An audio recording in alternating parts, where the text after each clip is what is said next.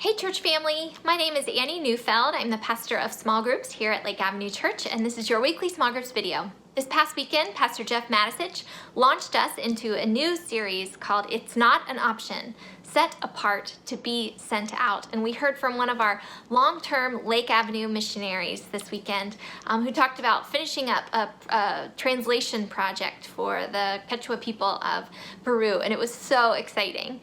We also dove into our scripture for this next month, Exodus 19, verses 1 through 6. And in this passage, God reminds the people of Israel what he has done for them, that he has rescued them from slavery, that he carried them on eagle's wings, that he brought them to himself before he gives them his commands and his law. Before he asks them to do something for him, he reminds them what he has done for them. As Pastor Jeff said, the grace of God precedes the law of God. Our obedience is always in response to the grace of God. So then after this framing, God begins to lay out his covenant with his people Israel. And he says, if you obey me fully, if you keep my covenant, then you will be for me a treasured people, a kingdom of priests, a holy nation. Now we'll talk about what all of those things mean over the next couple of weeks, but this week we're really focusing in on being God's treasured possession. This ring right here is my grandmother's wedding ring, her engagement ring. She died 2 years before I was born, and I am named after her.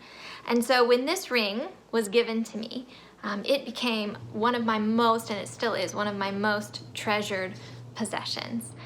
It has inherent worth and value, even if it just stays in the box and sits in my bathroom. It has inherent worth and value. It's worth a fair amount of money, but it also just has incredible sentimental value to my family. But it has even more value out in the world because it signals to the world that I am in a marriage covenant with Joshua Neufeld, that I belong to this Neufeld family. It retains its value if it just stays in the box, but it doesn't fulfill its purpose unless it's on my finger, telling the world that I am in this marriage covenant with my husband Josh. And the same is true with us. We are built with inherent worth, inherent value. We are made in God's image. We are children of the living God, children of the King. We have this inherent worth and value. But we are also built with a purpose, and that purpose is to declare the praises of God to the world around us, to be out in the world mediating between God and people. And the problem is that sometimes we stay in a box. And when we do that, when we just stay within the confines of the church walls, we aren't fulfilling our purpose. We're not fulfilling our calling to show who God is to the world around us. We're not fulfilling our calling to be a treasured possession. So our question for this week is this: what does it mean for you to be God's treasured possession? And then how can you live that out this week? How can you live as a treasured possession, sent to tell the world about the abundant love of God?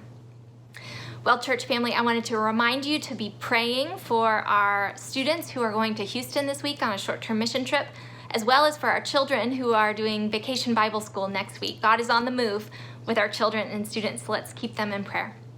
May you encounter God this week and feel treasured and sent by the Lord above. Go in peace.